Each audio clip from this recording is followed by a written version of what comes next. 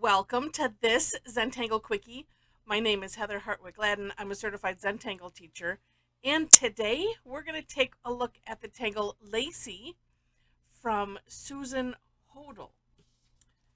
It's adorable. It's simple. Oh, it checks a number of boxes. It's very soothing to do.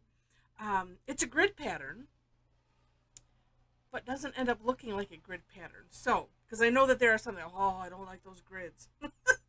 So, um, I think, well, golly. You know what? I'm just going to do a four square. And I'm going to put the outside of my grid,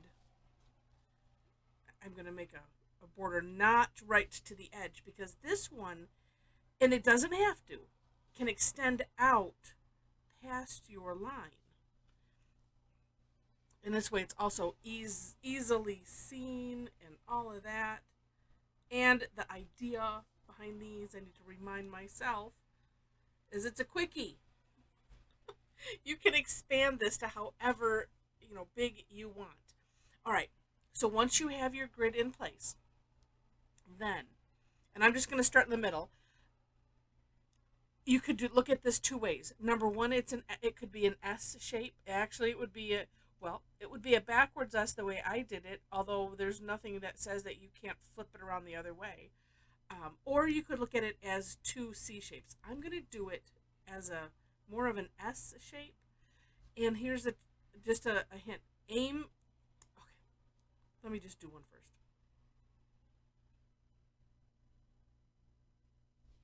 Like that. And I'm aiming for the middle-ish of that line. Okay? Let me make sure. Okay. No, I need to hold it this way, but I want to make sure because I wasn't looking. Oh, you can see the pen tip. Okay. The challenge sometimes it's holding the pen so that way you can see where that is, that halfway mark. But you could also, and we're going to do this, on all the lines going this direction. So we'll do this again here. I mean, you could pause, and do it like that. Up to you. Whatever works best for you in your hand. This is let me try it this way. The challenge is, this might work better. Yep. Sort of. Is because here the pen is in the way of seeing the line. And that's why I keep, for whatever reason, it wasn't doing it when I was playing with it, or I just wasn't. Sometimes, I don't know. I'm not thinking on. I was just doing and not thinking, and now I'm doing and thinking. Thinking is overrated. Try to do less of it. That's the moral of today's story. All right, so once you have all of these nice S shapes going this way, turn your tile, same thing. And this is why, let me back up. This is why I said it doesn't necessarily matter, which way your up is first. It's all going to turn out good. So turn the tile and then rinse and repeat. And for whatever reason, I like starting in the middle. And if it's a little off, it doesn't matter. Mine are becoming more shallow. Apparently my hand likes to do it this way regardless of if I can see the line or not. That's the fun thing about not thinking about it, is you find out what your hand likes and what your hand doesn't like. And isn't that a neat pattern? It makes me think of Cadent, just because of the S shapes. It's obviously that's a different pattern. It makes me think of that, and if those of you that know that pattern, you'll see it, right? Or you do see it. Then the last step that Susan has is just to put a simple little dot in the center of these spaces.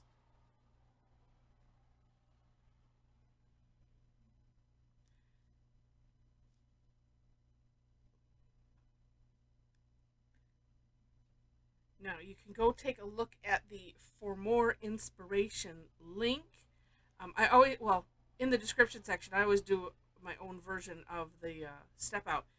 and then link to the creator of the tangle, and so you can see that. And I'm thinking you could probably decorate, have as much fun as you want, because it is Zentangle, right? I am just going to shade it. Sometimes I like. I'm just gonna take a peek here. Nope. Okay. And I skimmed through the story, but do take a read. It's just it's really really neat. I am gonna just do some shading, and here's what I'm gonna do. And I did this in my version of the step out, and I really liked it. So I'm putting graphite on the underside of the curves, and I'm going to do all of them, but right now I'm just going to hit the ones in this direction where I can put the tip of my pencil and also the tip of the tortillon on the line that I don't want to go over. And then I will turn, and also you can kind of see, ooh, that's going to look neat. And then I'm going to turn it and do the same. Oh, I might as well start and have some order. I'm trying to get under the line. It's for whatever reason kind of going on the line, but that's okay. On the line, but not into that section. That's what I'm aiming for. And just creating a little bit of a gradient.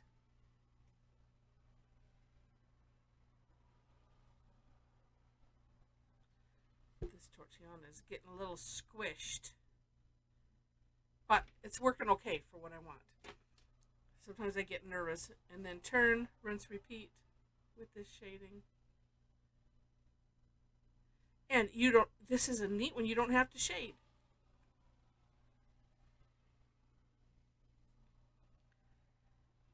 And it might have been in Linda's part of the write-up on this. She mentioned, that it does have a Lacee type of look.